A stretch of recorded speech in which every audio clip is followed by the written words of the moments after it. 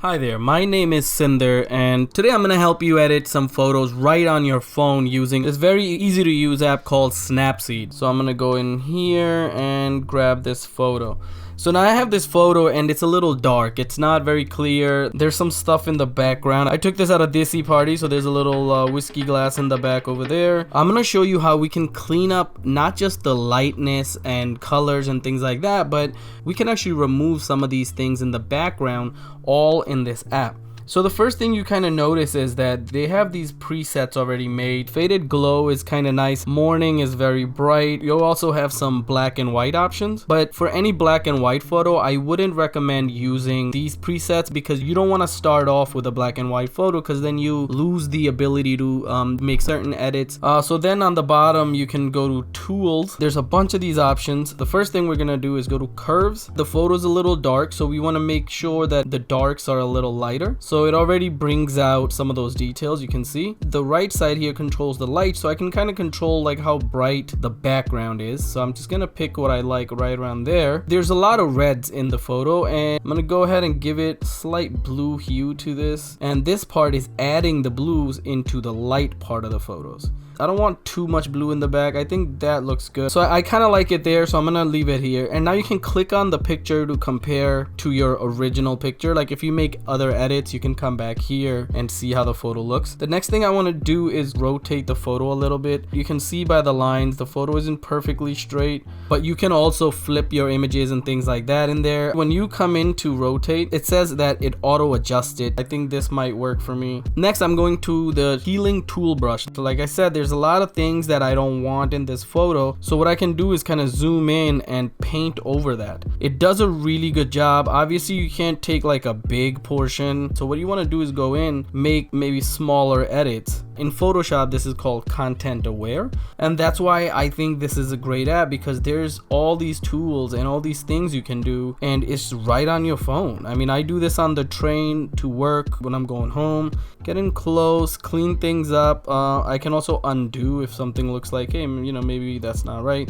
I can zoom in to really fine tune, which I would recommend. If I don't want this little beauty mark, I can get rid of it, but I'm not gonna do that. So it depends on where you click, it will automatically make certain changes. I can zoom in a little more so that it doesn't affect so much of the area around it. I'm okay with that, I think. Click and hold on the picture to compare, and this shows you the picture before all your edits. Next thing I'm going to do is add a little glamour glow. I can pick one of these presets and then edit those attributes to what I like. So if I want to add a little glow and soften the light, it looks really good on portraits. There's a lot more options here. Like I said, if you wanted to make a picture black and white, you can go right here and you can see that there's already some presets made. If you want like a grainy picture, dark picture, I'm not going to be making this black and white at the moment, so I'm going to close out. There's also this thing called head pose. This is once you drag this thing around, you can kind of see like how my face is moving ever so slightly. It's like I'm nodding, hey, what's up, yeah, but no, okay. I don't use this often. Okay, I can also give myself a fake smile, which is cool. I'm not gonna use any of this really. I mean, if you find any use for it, do let me know. You can also use a double exposure where you can bring in a second photo to overlay. So like, let's say if I want to use this picture, I can kind of overlay this picture. Double exposure photos are really cool. I've seen some great examples. Next thing I'm going to do is going to selective. Now click on this little plus, and now I can click somewhere and drop a pin. Now I can edit the brightness, contrast, saturation, and structure of the photo. So I can kind of pinpoint and control certain parts or certain areas of the photo. If I want to remove it, I can click on that B, that little blue dot again, and remove it, copy paste it, or reset it. So I'm going to go ahead and remove this one and then add a plus sign to, let's say, the floor, because I want to see if I can maybe darken this little area. I don't want the floor to be as bright, so I'm going to create another pin down here to also take some of that brightness out. So now the floor is not very bright, but everything else is, which is kind of what I want to do. So what I'm doing now is pinching and zooming. So if I zoom and enlarge the area, this is the area that it will affect. So now if I want to affect only a small part, I can focus it in a a small area, but I want to just make sure this is focused on the floor, not so much outside of the floor. I can also drag and drop. Once you're dragging, you can see it will give you a little zoomed in look, so you can kind of pinpoint exactly what you want to select. So I want to put that maybe right here so that it's not selecting so much of the wall, but it is affecting just the floor. So you can see what I've done. I've just darkened that floor up. I also want to bring some more light to my face, so what I can do is kind of select this here, and now I'm just going to adjust the area just to my head so I can bring some light, some focus to it. I'm going to make sure it's a little brighter. Then I can use the structure to bring some sharpness to it. Let's zoom in.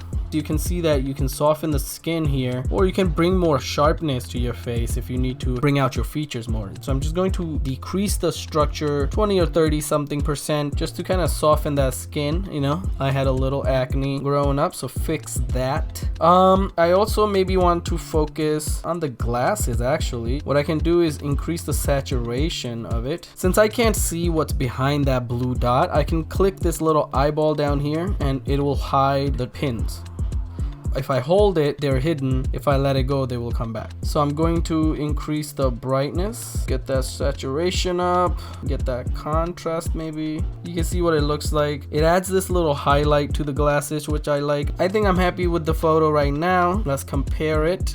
I like it. It looks good. It looks cleaner, looks brighter. So another thing I'm gonna do before I go is portrait. Basically, it helps you bring focus to your face, to your eyes. This is good for things like that. So you can go to your presets here. This is called Spotlight 1, Spotlight 2. You can also do eyes, which adds focus to your eyes. It'll soften your skin, and it has 50% eye clarity. If I zoom in real quick and I adjust the eye clarity, it brightens your eyes, adds contrast to it, and it helps your eyes stand out. And them being the windows and all that to your soul, you want to make sure, you know, it looks good. So you can see the eye clarity working right there. It actually does help. You want to maybe be careful because it will start to look a little fake if you do too much of it. Just do enough that it looks more natural, unless you want that look. So go nuts, do experiment with that. So I kind of like this photo as is, but before we finalize and finish anything, you must go to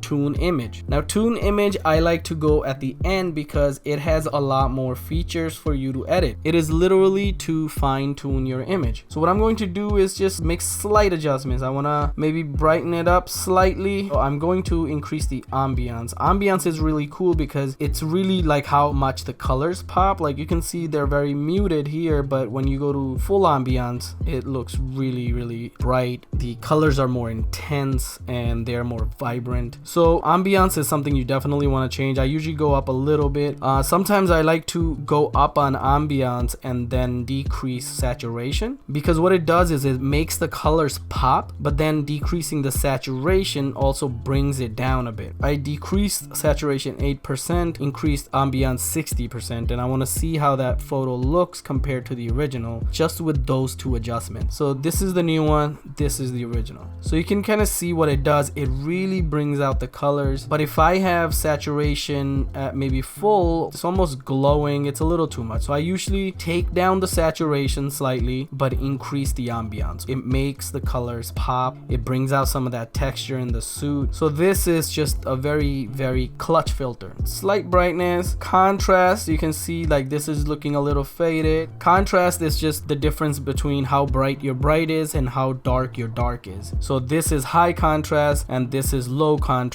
where things look a little muted. Like I just don't want it to look too contrasty. Everybody has their preference, so do mess around with this feature to get what you want. I'm going to add slight contrast. Another thing I like to touch on is highlights. This is why I do this at the end, because this gives me the most options. It really helps me fine tune the edits that I already made. So this is really just to correct the photo at the end, just to give it like just slight touches. Here I can also make changes to how warm the photo is, basically removing or adding yellow. So this is more like a cool look and this is obviously a warm look. I think I want to keep this looking more yellowy, more summery, more bright. Since I darkened the floor earlier and now I had brightened it, you can see that there's some texture, some details like looking a little weird because some of that pixelation is coming out. So what I'm going to do is actually I'm going to add vignette. This only has two adjustments: outer brightness, inner brightness. You can control dark light. You can also move the dots. I can do something like that. It really helps me with that glow in the background already. So I can kind of like do that if I want to get rid of that details on the floor. Then I can go to inner brightness and say make it a little brighter, make it a little darker. So I can make this adjustment. This gives you a lot more control to your vignette circle thing. So I'm using this to enhance the glow that is already in the photo. So I want to center it according to where the light hits in the back, but I also want to bring focus to the upper body. So I want to keep it about here. I don't want to make it too washed out looking. So again, since I did the brightness